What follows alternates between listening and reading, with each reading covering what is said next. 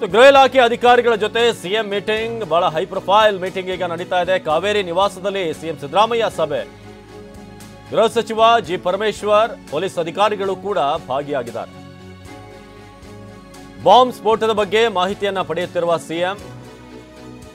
CM ಅವರ ಕಾವೇರಿ ನಿವಾಸದಲ್ಲಿ ಗೃಹ ಇಲಾಖೆ ಅಧಿಕಾರಿಗಳ ಜೊತೆ ಸಿಎಂ ಸಿದ್ದರಾಮಯ್ಯ ಮೀಟಿಂಗ್ ನಡೆಸ್ತಾ ಇದ್ದಾರೆ.